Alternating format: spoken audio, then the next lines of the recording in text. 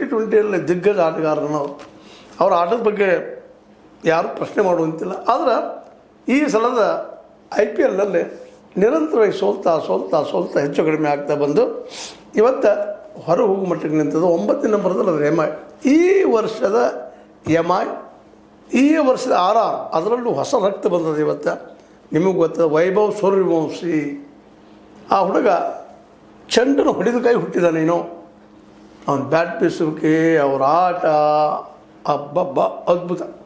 ಇವತ್ತೇನಾದರೂ RR ಮಿಂಚಿದ್ರೆ, RRದಲ್ಲಿಯೇ ನಮ್ಮ Vaibhav Suryavanshi ಮಿಂಚಿದ್ರೆ RR ಅಂತ ಇವತ್ತು ಸ್ಪೋರ್ಟ್ ಆಗಿ ಟಾಪ್ 4 ಹೋಗೋದ್ರಲ್ಲಿ ಎರಡು ಮಾತಿಲ್ಲ.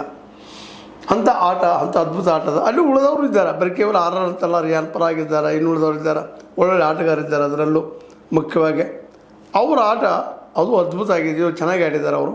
ಹೀಗಾಗಿ ಈ ಮ್ಯಾಚ್ ವಿಶೇಷವಾಗಿ ಅದರಲ್ಲೂ ಮುಖ್ಯವಾಗಿ ಜೈಸ್ವಾಲ್ ಇವತ್ತು ಆಡಲೇಬೇಕಂತ ಪರಿಸ್ಥಿತಿ ಅದ. ಧ್ರುವ ಜುರೇಲ್ ಅನ್ನುವಂಥವ್ರಾಗಿರ್ಬೋದು, ಇವರು ಸಹಿತ ಇವತ್ತು ಆಡುವಂಥದ್ದು ಭಾಳ ಅವಶ್ಯದ. ಯಾಕಂತಂದ್ರೆ ಇವರೆಲ್ಲ ಇವತ್ತು ಆಡಿದ್ರಪ್ಪ ಅಂತಂದ್ರೆ ಮುಂಬೈ ಇಂಡಿಯನ್ ನಿಶ್ಚಿತವಾಗಿಯೂ ಹೊರಗೆ ಹೋಗುವುದು ನಿಶ್ಚಿತನ ಹೋಗಿದ್ದು ಈಗಾಗಲೇ.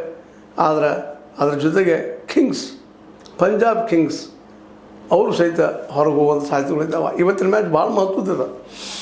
ಈ ಎಲ್ಲ ನೆಲೆಗಟ್ಟಿನಲ್ಲಿ ಒಂದು ವೇಳೆ ಇನ್ನೊಂದು ಮಾತು ಇಲ್ಲದ, ಮಳೆಯಿಂದ ಏನಾದರೂ ರದ್ದಾದರೆ ಇವತ್ತಿನ ಮ್ಯಾಚ್